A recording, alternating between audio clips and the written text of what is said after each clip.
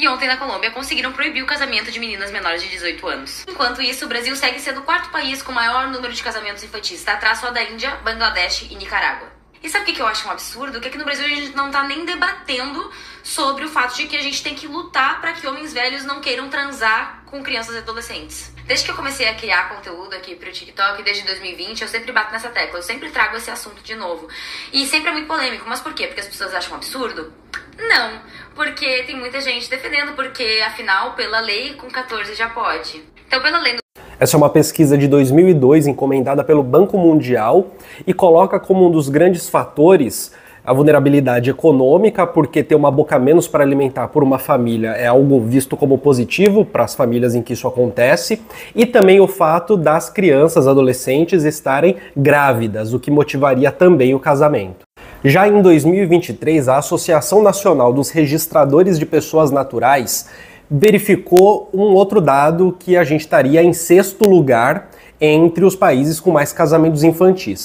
Foram mais de 2.000 casamentos infantis ao longo do ano de 2023. E no Brasil você tem 2,2 milhões de pessoas ali, entre 16 anos mais ou menos, que estão casadas, o que representa 36% da população de mulheres, de meninas com menos de 18 anos. No caso da pesquisa encomendada pelo Banco Mundial, a pesquisadora que tratou essa pesquisa, chamada Paula Tavares, afirma que existe um dispositivo em que, se a pessoa está grávida, é meio que liberado o casamento, e isso é muito comum no Brasil. E sobre a pesquisa que considerou o ano de 2023, o professor Cláudio do Prado Amaral disse que você tem ali uma teia de relações que envolve uma vulnerabilidade socioeconômica, que envolve a desigualdade social gigantesca e que envolve violência de gênero. Isso porque, para além de se tratar de uma pessoa que está em formação, em desenvolvimento, há de se considerar também um fator, para além também da vulnerabilidade econômica, da pobreza extrema, para além da desigualdade social extrema, há de se considerar uma outra coisinha, um outro fator, que é, quando isso acontece, geralmente, a pessoa que casou, a menina que casou, ela tende a perder laços comunitários. Os vínculos com amigas, com a família, isso tende a ser perdido.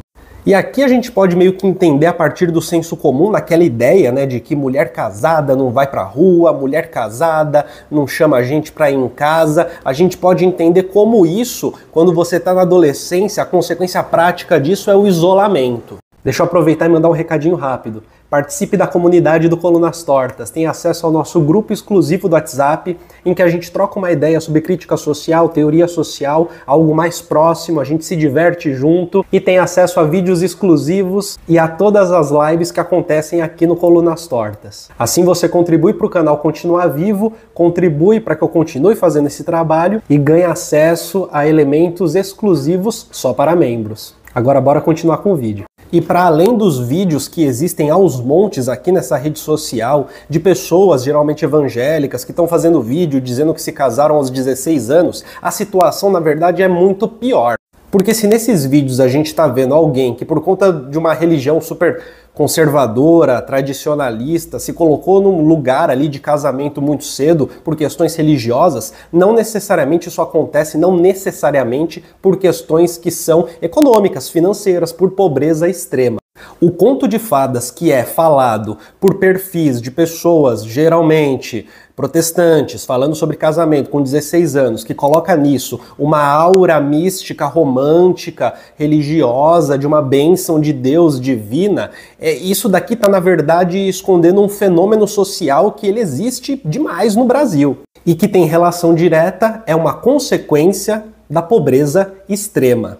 E isso, inclusive, o próprio professor da pesquisa do Arpen sobre 2023, ele vai colocar para jogo que os dados do mesmo estilo para países que são desenvolvidos, de primeiro mundo, são muito mais baixos, porque você tem uma estrutura econômica familiar que não vai deixar essas coisas acontecer, que vai diminuir a quantidade de casos, vai colocar uma tendência de diminuí-los.